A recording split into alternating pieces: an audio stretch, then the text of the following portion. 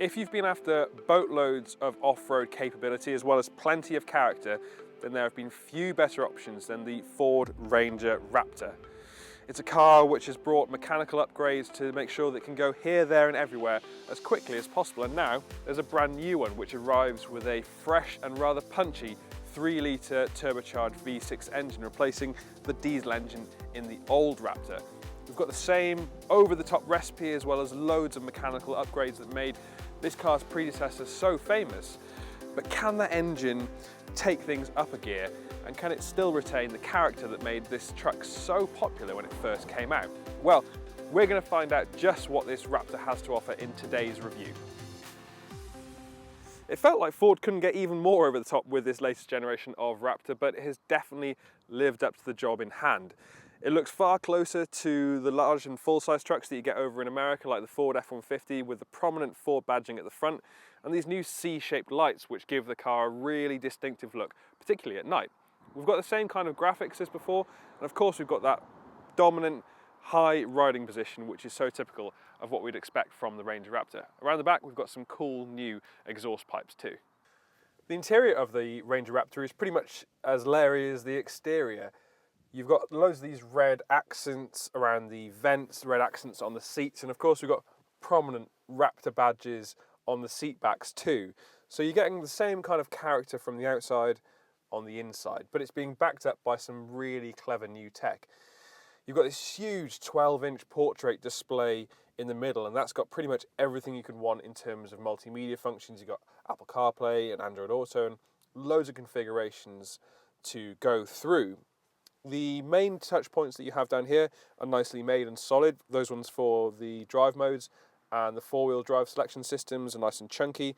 The only thing I'm finding a little bit interesting is the gear selector itself, which has the operating button at the front, but that feels slightly unnatural. I keep going for the side, which is actually the one for the manual gear shift controls. The steering wheel itself is nicely positioned, nicely shaped, and you've got these nice little paddles behind it, and you get this big high riding driving position and a little view of the bonnet vents, which I think is quite interesting. As is quite often the case with pickup trucks, the space in the back of the Ranger Raptor is quite tight. The seat is in my position, and as you can see, my knees, though thankfully given a bit more space from this concave design, are quite tight against the seat in front. I've got a decent amount of room for my feet, but there is also quite a large transmission tunnel, which is worth bearing in mind if you're planning on having 3 people back here. I also like the fact that there's a rubberized mat to the whole back section, and that's going to make it easier to clean, particularly when things get muddy or gritty. And in terms of charging options, we've got 2 USB charging ports and actually got a 3-pin plug as well. So you could technically, well, you could warm up a kettle back here if you fancied it. I think for child seats, you've got 2 isofix points here on either side, but you are going to have to lift them up and in. And again, like other high-riding vehicles, that's something to bear in mind if you struggle getting here, there and everywhere, that you are going to have to step up and into the back of the Raptor. It's a tight space, but it's kind of what you would expect from a pickup truck.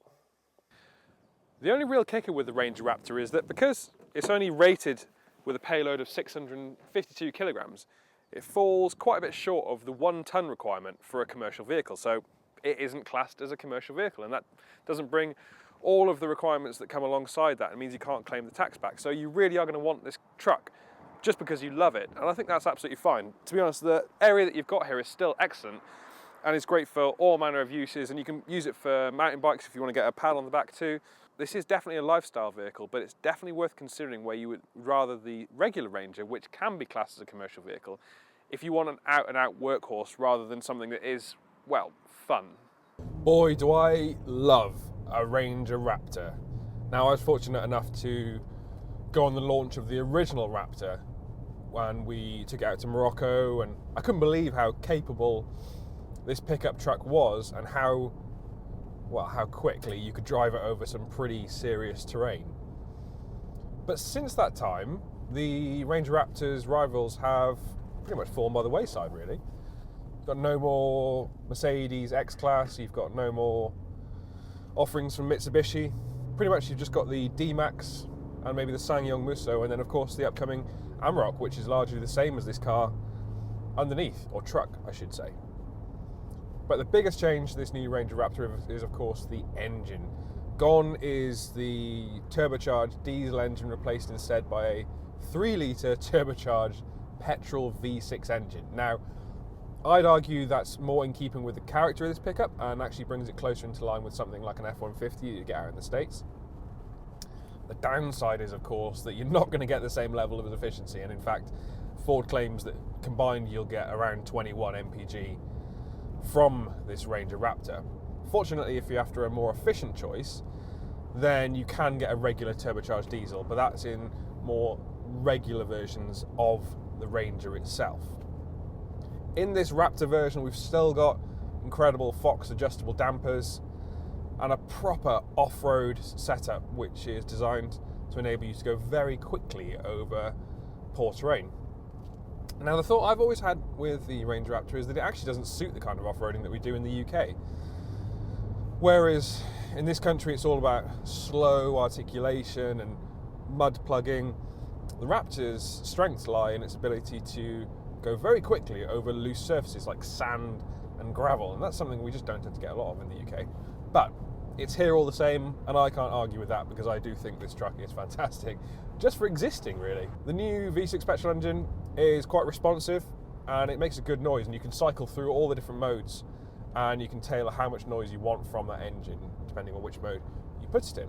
The suspension when you're on the tarmac is pretty lively, and unlike any truck, there's only so much it can do, and it does jostle about a bit, and you get a little bit of head toss from here to there. The steering is actually super heavy and makes the whole car feel very, very solid. I think that's the best way to describe it.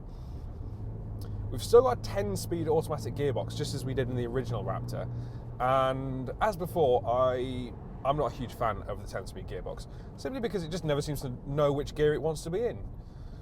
When you're shifting through, it's got so many cogs to get through that you just seem to be constantly shifting. You're never quite sure which one it's going to go for. I just like a more regular one. You can control it via the paddles on the back, but again, judging and guessing which gear you're in when you've got 10 of them actually takes a little bit of effort. Does this new V6 engine sound pretty good? Well, I'll pop it into a sportier mode, which of course in any car is a good way of finding out how loud it usually is. I'll try and go, see, already in 6th gear, just cruising along.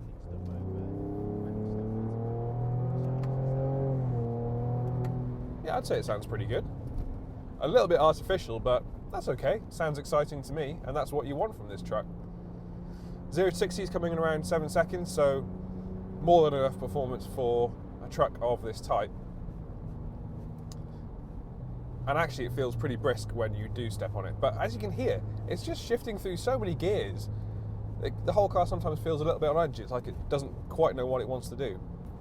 But of course, with so much mechanical upgrades going on underneath, this is still a really capable car off-road, and it'll do everything you ask it.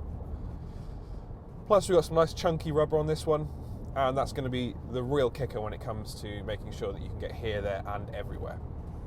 It's hard not to like the Ford Ranger Raptor, really. It's a pickup truck which has been extensively re-engineered from top to bottom, and that means it feels like a proper product rather than just a kind of joke, really. The new engine is definitely better in terms of performance, but it is thirsty. But as an overall experience, it's hard to beat. It's just the price, and since these trucks nudge £60,000, they are expensive. But if you want a whole experience and you want something that really is going to put a smile on your face each and every day, then the Ranger Raptor continues to be one of the trucks to beat. Thank you for watching this new truck review on the Ford Ranger Raptor. Now let us know in the comment section below what you think of this truck. Would you go for it, or would you go for a conventional SUV instead? And if you have enjoyed this video, please leave us a like below. Plus, since you're here, please remember to subscribe to the Motors.co.uk YouTube channel and click on that bell icon so that you never miss one of our new reviews.